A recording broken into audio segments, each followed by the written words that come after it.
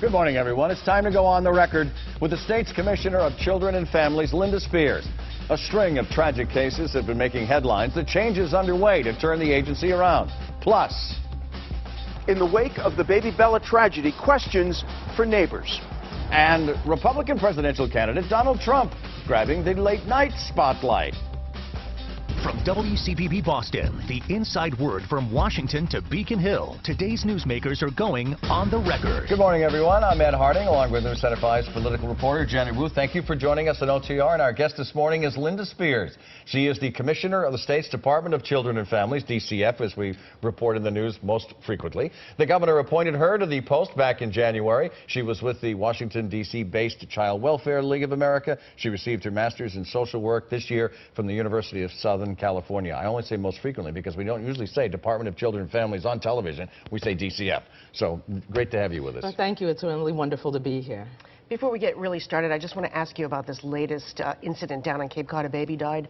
I know DCF has been called in to investigate like they usually do. Yes. What can you tell us about this? Well, at this point, there's not a lot of new news on the case down on the Cape. We're continue to investigate and continue to work with law enforcement on what's happened in this case. And just because DCF has been brought in doesn't mean necessarily that it was involved with the family prior. Is that correct?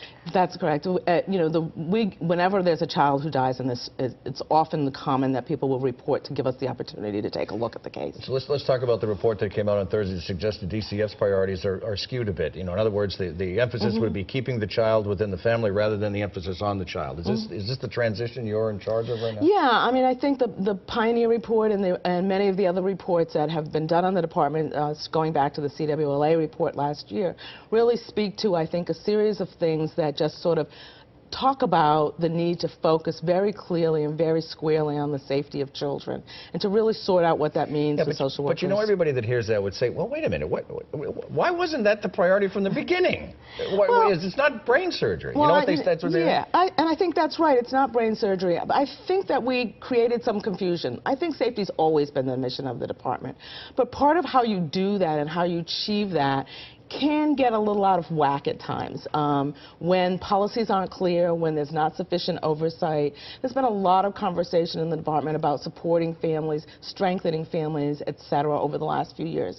And those things aren't wrong, but they're not in lieu of safety. And our goal is, and my hope is that that hasn't happened, that I'm concerned that you get a little bit of the shift off. So, the shift is not quite exactly as you want it to be. So what I want for folks to be able to do is to really focus in that when families are part of keeping kids safe, then that's great. But when they can't be the source of safety for a child, that we really have to be in there and making sure we're doing what we need to do. There have been a number of explosive tragedies under your watch, and you've only been there for less than a year.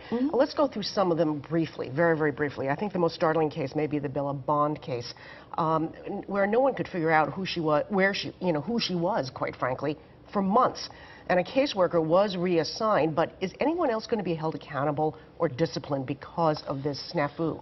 We're looking at this case from two levels. One is we'll be following up, and as the governor has asked us to do, we're going to be doing a review of the caseworkers who were involved in this case, of their work. Is that review done yet? We're in the middle of it right now. How long is it going to take? Well, it depends on where it goes. We will look deeply at each one of those. I expect that we'll have it done between now and Thanksgiving. Is someone going to be disciplined as a result of this? We'll see where the facts lead us. We'll be followed by the facts. My real focus is to be sure that we're really aimed on figuring out what the problem is and fixing it, and I think that's what our reforms are about. And as Janet mentioned, there are a number of explosive cases. One of them is in Auburn, where two babies in foster home were severely overheated. One died of hypothermia. The second one was in critical condition, the last we have heard. The mother had a boyfriend with a criminal record, and numerous 911 calls came from this foster mother. Has anyone been disciplined in this case? We're in the middle of looking at that one as well, and we expect that we'll have some answers for you very shortly on the discipline of them. We're talking about the same time frame, and we're looking maybe by Thanksgiving or so? Getting the review? The review's done. We've completed a foster home audit in the Auburn case, and we're looking at what we need to do on personnel as we do that now. So what policies have been changed, and how do you know that incidents similar to this won't happen again? Well, I think for us, the changes we need to make are pretty comprehensive, and they will take a while to do.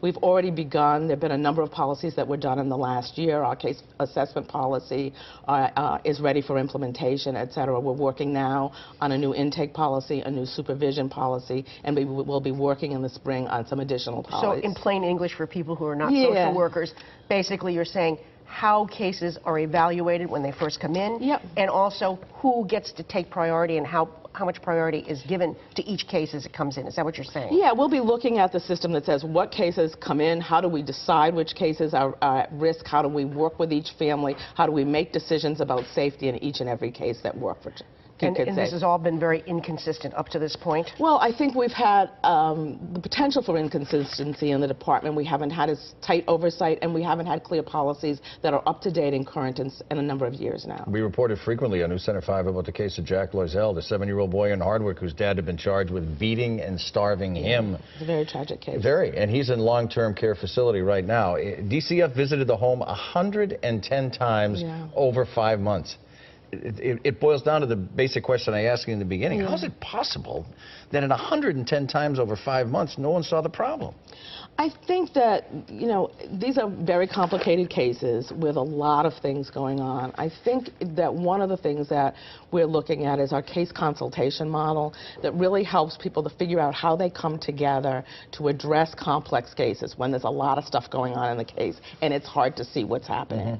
You know, it's entirely possible that in a case parents aren't always honest. You know, individuals don't always tell workers the truth. Maybe things are seen by some that aren't others. We want to make sure that when people sit down to talk through a case, they have the right protocols, they get the right information on the table, there's the right oversight so a decision can be made that's appropriate. But there's some people who would say common sense just tells you that when you pay a visit to a house, 110 visits, not all by the same social worker, granted, but you can sort of tell if a child has been injured, hurt, or severely malnourished, not given food. Right, and I think it's important to realize that in each of those cases, some of these, it's a young child. The conditions in a family household aren't static.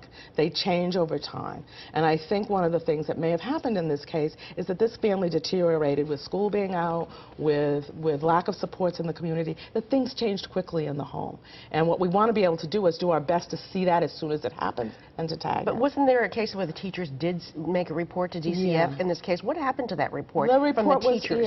and each of those instances, I think people follow up. But what I want is a different depth of thinking. What we really want to be able to do is say, not just did you follow up and ask the question, did you understand the answer? Did you make the right decision? Did you take that to your supervisor for review and discussion? And that's a lot about what our reforms are going to try to address. So since this is your first time on OTR, we do a thing called the OTR Pop Quiz. We'll suspend our conversation for a minute and move into the OTR Pop Quiz. Oh my This is the lighter version after a pretty heavy discussion, I know. We'll just hit the hold button for a little bit and then we'll continue. But here we go. Question 1. You're a proud member of the Narragansett Indian tribe, the only federally recognized tribe in the state of Rhode Island. Today's pop quiz focuses on that unique part of New England.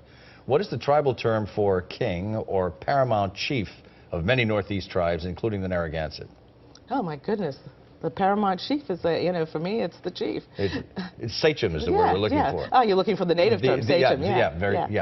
Question 2, the Narragansett used beads made from quahog shells or wampum to show honor, to pay respect. What special quality added value to the shells? It was a special quality. I don't know. To me, when I look at them, that's the amount of purple in the shell. That's it. That's exactly right. The purple color. You got it. Yeah, it's the amount of purple in the shell. We continue on the record with Linda Spears. That was very good. That was a good answer. Well.